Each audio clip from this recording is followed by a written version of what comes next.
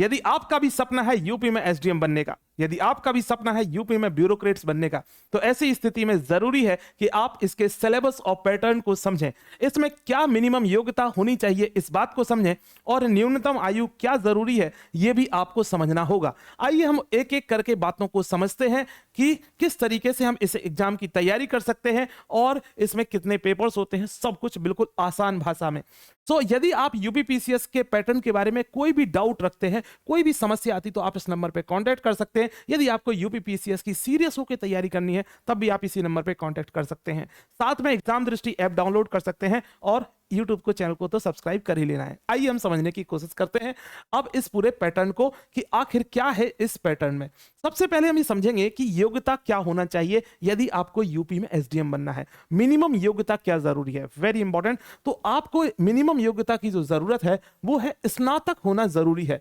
स्नातक का मतलब यह है कि आपको ग्रेजुएट होना मिनिमम जरूरी है। इससे ज्यादा एजुकेशन है तो भी चलेगा, लेकिन न्यूनतम एजुकेशन की बात करें, मिनिमम क्वालिफिकेशन की बात करें, तो कम से कम आप स्नातक हो यानी ग्रेजुएट हो, यह बहुत जरूरी है।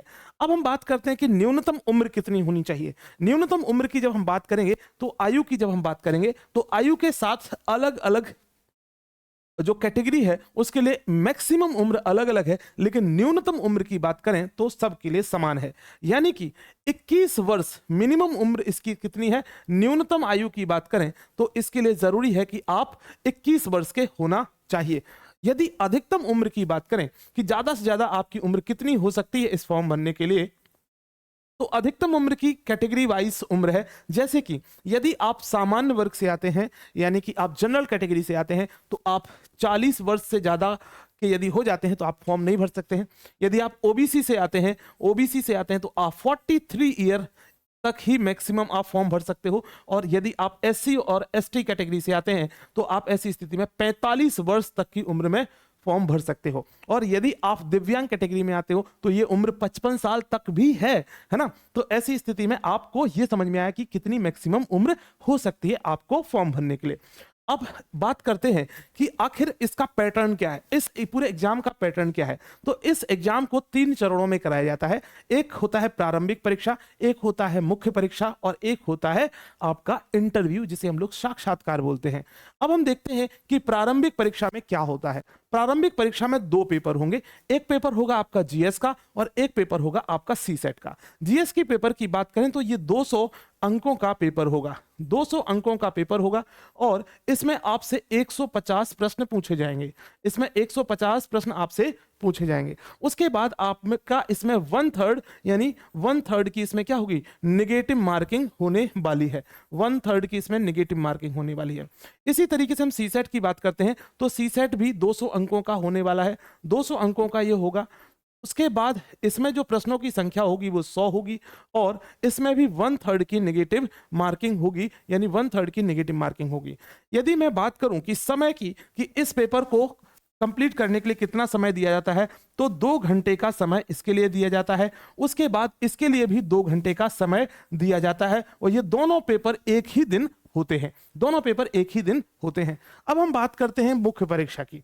और प्रारंभिक परीक्षा के बाद मुख्य परीक्षा होगी, लेकिन कौन व्यक्ति मुख्य परीक्षा देगा, ये बहुत इंपॉर्टेंट बात है। तो जिस भी व्यक्ति का सीसेट क्वालिफाई होगा, पहली बात। दूसरी बात, जीएस के नंबर के हिसाब से वो मेरिट लिस्ट में हो, यानी प्रीलिम उसका क्वालिफाई हो, तो ऐसी स्थिति में वो मुख्य परीक्षा देगा। अब ये प्रीलिम के नंबर कहीं जोड़े नहीं जाएंगे, ये सिर्फ एक दरवाजा है मेंस परीक्षा देने के लिए। अब हम बात करते हैं मुख्य परीक्षा की। तो मुख्य परीक्षा में कितने पेपर होते हैं, मेंस में कितने पेपर होते हैं। तो मेंस में मोटा मोटी तरीके से ये देखें तो 8 पेपर होते हैं। 8 पेपर। इसमें एक पेपर होगा हिंदी और प्रत्येक प्रश्न पत्र के लिए 3 घंटे का समय दिया जाएगा। एक दिन में ये दोनों पेपर होंगे। एक होगा हिंदी और हिंदी होगा आपको 150 अंकों का। 150 अंकों का ये पेपर होगा। उसके बाद एक पेपर होगा निबंध का, ये भी 150 अंकों का पेपर होगा। इन दोनों के लिए, इसके लिए 3 घंटे का समय दिया जाएगा, 3 आवर का समय इसके लिए दिया जाएगा और 3 घंटे का समय इसके लिए दिया जाएगा। अब हम बात करते हैं GS1 की। तो GS1 में भी आपको 3 घंटे का समय दिया जाएगा और इसके लिए भी 3 घंटे का समय दिया जाएगा, ठीक है, 3 आवर। और ये दोनों पेपर GS1 और 2 एक दिन होंगे। उसके बाद GS3 और 4 एक दिन होंगे दोनों पेपर, और GS5 और 6 जो पेपर हैं वो ये यूपी स्पेशल के 2 नए पेपर जोड़े गए तो ये दोनों एक दिन होंगे। तो सबके लिए 3-3 घंटे का समय मिलता है, 3 आवर, 3 आवर और 3 आवर। अब हम ये समझने की कोशिश करेंगे कि आखिर इसमें क्या क्या पूछा जाता है ना।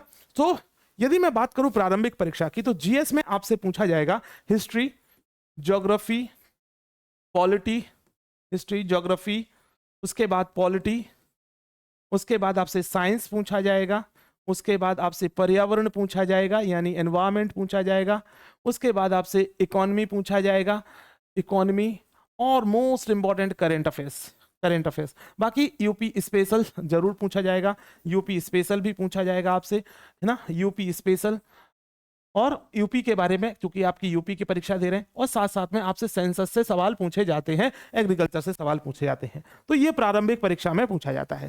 सीसेट की बात करते हैं तो सीसेट में हमसे मैथ्स पूछी जाती है, बहुत 10th लेवल की, रीजनिंग सिंपलिसिटी पूछी जाती है, कुछ सवाल हिंदी के होते हैं, कुछ सवाल इंग्लिश के होते हैं। इस तरीके से ये पेपर बनता है और सबसे ज्यादा इसमें अंतर व्यक्तित्व यानी इंटरपर्सनल स्किल से संबंधित सवाल पूछे जाते हैं जिसको हम कम्युनिकेशन स्किल भी कहते हैं। तो यहाँ सीसेट की कहानी है। सीसेट को क्वालिफाई करने के लिए केवल आपको 33 जो है क्वेश्चंस सही करना जरूरी है। 33 क्वेश्चन यदि आप सही कर लेते हैं नेगेटिव मार्किंग के बाद, तो आपका ये पूरा सीसेट क्वालिफाई हो जाता है। फिर जीएस के हिसाब से आपकी मेरिट बनेगी। जीएस के हिसाब से जो मेरिट बनेगी उसी के आधार पर मेंस परीक्षा देने जाओगे। मेंस परीक्षा में जैसे मैंने बोला कि हिंदी पूछी जाएगी, निबंध पूछा जाएगा।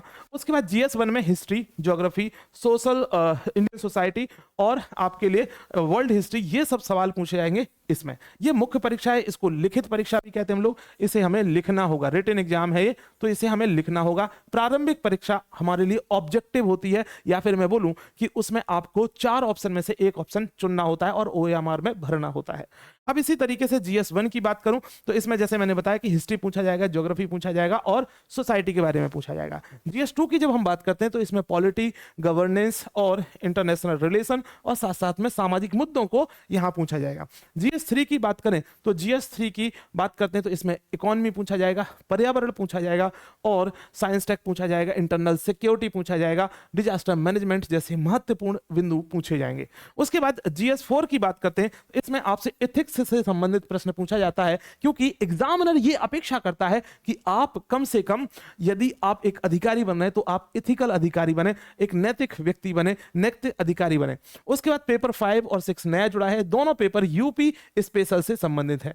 तो इस तरीके से ये मुख्य परीक्षा होती है। यदि मैं इनके अंकों को जोड़ूं तो 200 अंकों के जो है ये सारे पेपर होते हैं। ये भी पेपर 200 अंक का होता है, ये भी पेपर 200 अंक का होता है, ये भी 200 का होता है और ये भी 200 का होता है और ये भी 200। तो जितने भी जीएस के पेपर हैं ये सारे 200 नंबर के होते हैं और यूपी स्पेशल का भी 200। तो इस तरीके से हम देखते हैं 6 पेपर हैं तो 6 दूनी 1200 नंबर का ये पेपर होता है। उसके बाद 150 नंबर और प्लस 150 यानी कि 1200 प्लस 300 नंबर की बात करें तो ये टोटल हो जाता है आपका 1500 नंबर की मुख्य परीक्षा। 1500 नंबर की होगी अब मुख्य परीक्षा।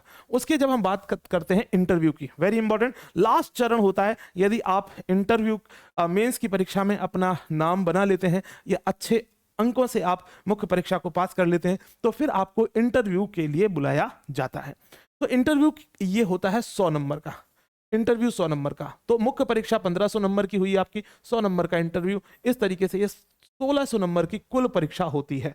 1600 नंबर की ये कुल परीक्षा होती है। इस परीक्षा में विभिन्न पोस्ट होती हैं, अलग अलग बहुत अच्छी अच्छी पोस्ट होती हैं, जैसे कि एसडीएम हो गया, डीवाईएसपी हो गया, आरटीओ हो गया, एआरटीओ मतलब एआरटीओ से भर्ती होती है, आरटीओ प्रमोटेड होते हो, सो एआरटीओ हो गया। उसके बाद भी अन्य पोस्ट चाहे नायब तहसीलदार से लेकर के आपकी ट्रेजरी ऑफिसर से लेकर के अन्य बहुत महत्वपूर्ण पोस्ट होती हैं जो कि आप इस एग्जाम के थ्रू पा सकते हो।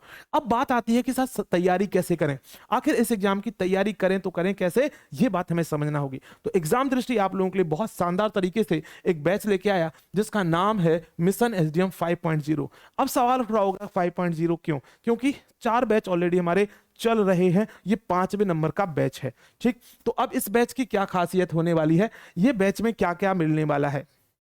तो इस बैच में आपको प्रीलिम टू इंटरव्यू तक की पूरी तैयारी होने वाली है। प्रीलिम से इंटरव्यू तक की कंप्लीट, प्रीलिम मेंस इंटरव्यू की कंप्लीट तैयारी होने वाली है।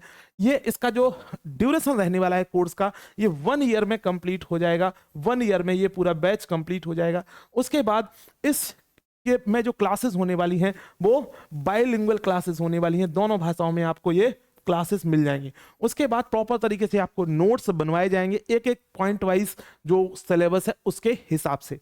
इसके साथ साथ आपके लिए ये 1 साल का बैच है, लेकिन आप यदि यदि आप इस बैच को जल्दी ज्वाइन कर लेते हैं, यानी कि यदि आप इस बैच को 15 अक्टूबर के पहले ज्वाइन कर लेते हैं, तो बहुत महत्वपूर्ण बात है कि आपके लिए इसमें लाइफ टाइम वैलिडिटी मिलेगी, यानी जब तक आपका सिलेक्शन नहीं होता है तब तक ये बैच रहेगा आपके पास, यदि 15 अक्टूबर से पहले इस बैच को ज्वाइन कर लेते हैं तो। सो इसीलिए जल्दी कीजिए, आपके लिए मैंने एक नंबर दिया है 7011127226, इस पे कॉल कीजिए, अपनी क्वेरीज को समाप्त कीजिए, आपके दिमाग में जो सवाल उठ रहे हैं उनको आप समाप्त कीजिए और फिर अपनी तैयारी को जोरदार तरीके से बनाइए, क्योंकि अब 2024 और 25 में अच्छी खासी वैकेंसीज आने वाली हैं यूपी पीसीएस में। यदि आज से लग गए आप तो काम हो जाएगा, है ना। तो मिलते हैं आपसे जल्दी ही अपनी पेड क्लासेस में और अपने मिशन एसडीएम 5.0 में।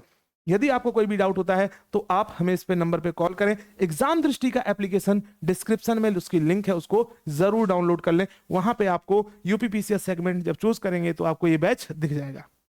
धन्यवाद। जय हिंद, जय भारत।